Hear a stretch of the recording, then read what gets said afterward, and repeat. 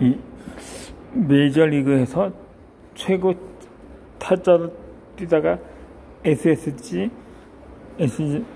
렌저스에서 선수 생활을 이어가고 있는 추신수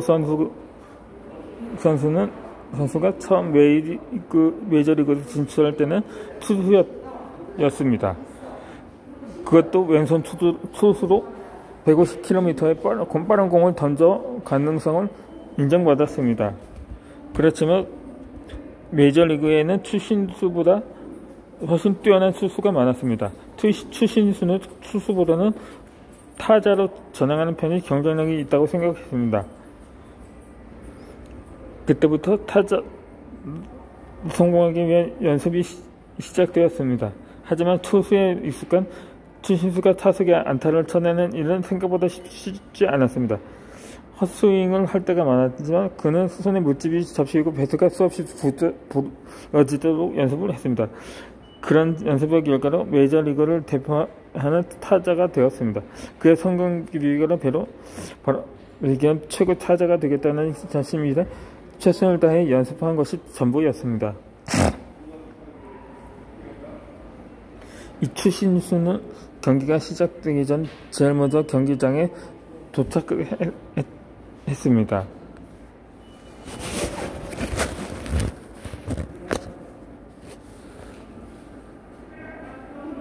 그게 땀으로 젖을 때까지 타격 연습을 하며 실전 감각을 익혔던 것입니다. 그는 연습에 매진하면서 홈런을 가끔 치죠. 수도 없이 때리는 연습을 했어요. 잘 치는 공이 많아질 때까지, 잘 칠 확률이 더 커질 때까지. 그래서 배트를 내려놓지 못하는 거라고 말했습니다. 이와 같이 스스로 만족할 때까지 비로소 연습을 멈춘 추신수가 메이저리그에서 최고 타자가 될 수 있었던 것은 그 스스로를 인정할 만큼 최선을 다해 연습했기 때문입니다. 아울러 꿈을 이루는 방법은 자신의 꿈을 가리키는 방향으로 꾸준히 나아가는 것입니다. 소원을 하나하나 실천하며 전진해 나가는 것입니다. 스스로 감동할 때까지 실행하다 보면 꿈을 손에 쥐게 됩니다. 실행의 힘, 이것이 바로 꿈을 현실로 만드는 길입니다.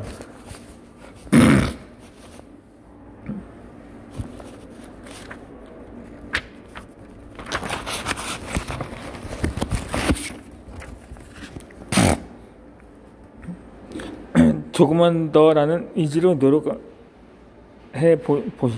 보기 바랍니다.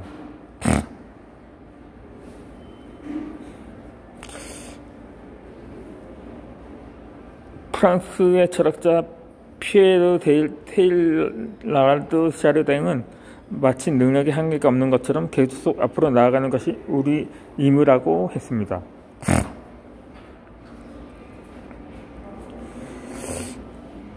프로골프로 세계를 제패한 최경주라는 선수가 있습니다.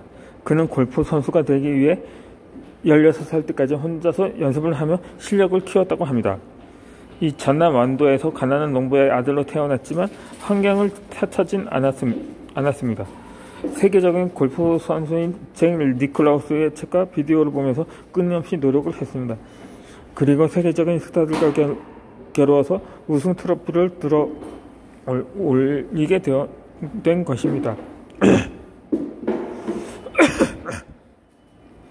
그것도 자신의 우상이었던 잭 니콜라우스가 주최한 대회여서 더 의미가 깊었던 것입니다. 그는 우승 소감을 이렇게 말했습니다.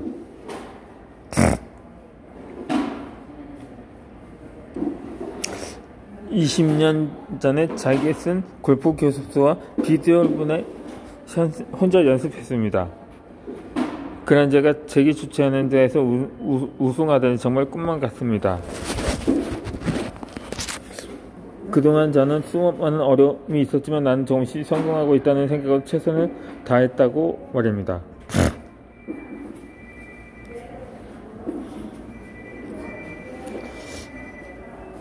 그렇게 최경수 선수는 매일 조금씩 나아지고 있다는 것을 생각으로 노력을 했습니다.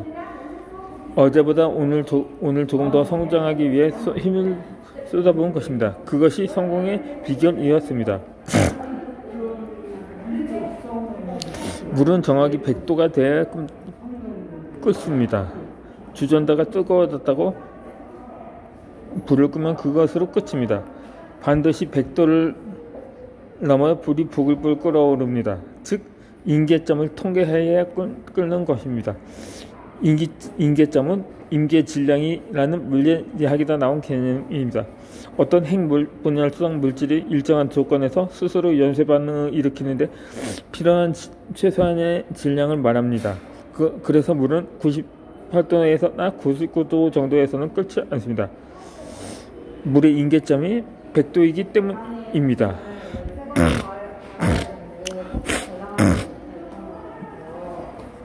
우리가 품고 있는 꿈을 이루는 과정도 임계질량의 법칙과 비슷합니다. 원하는 목표를 이루려면 마음의 임계점이 만들어지고 폭발이 일어나야 합니다. 그런데 임계점은 사람마다 다릅니다. 마음에 뿌린 꿈의 씨앗이 꽃을 피우기 위해 50도가 필요한 사람이 있고 80도가 필요한 사람도 있습니다. 각자 살아오는 환경과 점자된 능력에 따라 다른 것입니다.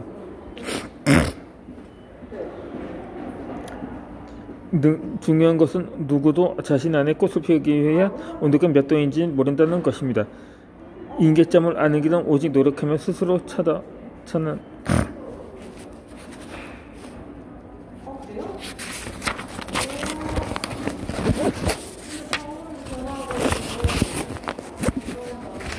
찾아내는 방법밖에 없습니다. 임계점을 돌파하도록 끊임없이 자가 발전기를 돌려 내 온도를 올려주어야 합니다.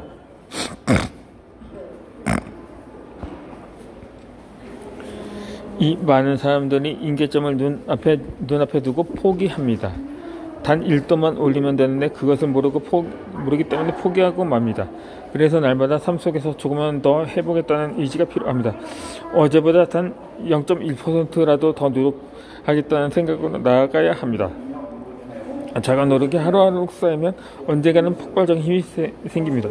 한번 폭발이 일어나기만 하면 그 다음에 연쇄 폭발이 일어나서 다른 꿈도 쉽게 이룰 수가 있습니다.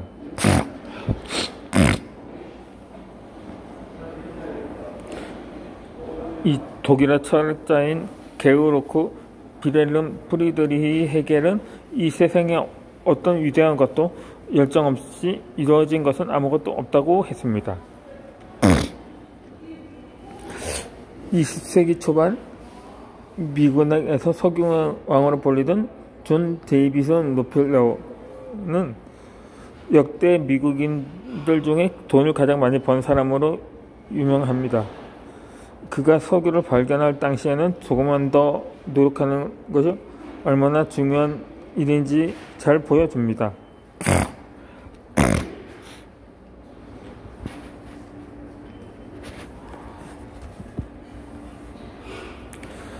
이 록펠러는 투자자들을 모집해서 금광을 개발하기 시작했습니다. 이 원대한 꿈을 품고 금을 캤지만 좀처럼 금은 나오지 않았습니다. 시간이 흐를수록 록펠러의 마음은 타들어갔습니다. 그러다 보니까 투자자들도 지쳐서 언제쯤에 금이 나오느냐며 따졌다고 합니다.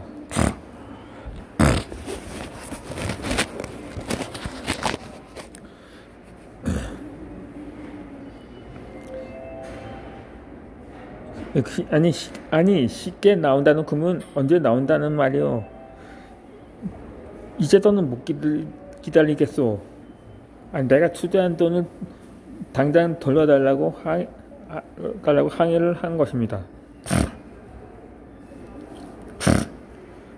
그러다 보니까 록펠러는 할 말이 없었던 것입니다.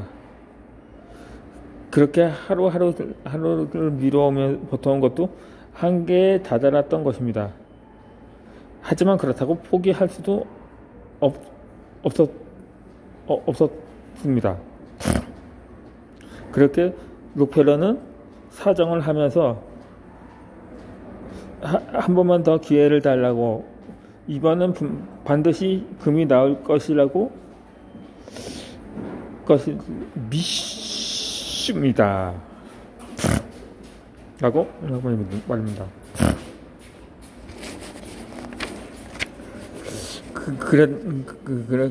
그러다 보니 투자자들도 그렇게 한 번만을 외친 것이 도대체 몇 번인 줄 아냐고, 당신의 허황된 꿈 때문에 내 돈 난 날리게 생겼다면서 더 거세게 항의를 하는 것입니다.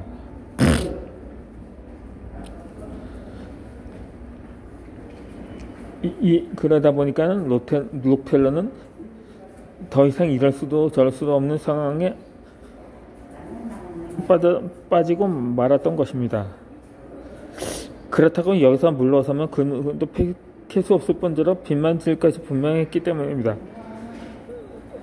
그래서 투자자들의 성화에 인부들도 서서히 천을 떠날 준비를 했습니다. 결국 록펠러는 눈물을 머금고 다시 한번 하소연을 했다고 합니다. 일단 여러분, 지금까지 저와 함께 해주셔서 감사합니다. 저는 여러분이 얼마나 힘들고 지쳤는지 잘 압니다. 하지만 지금 땅 파기를 멈춘 바로 지진 구미대 김이 있다면 어떻겠습니다. 이보다 더 억울한 일은 없을 겁니다.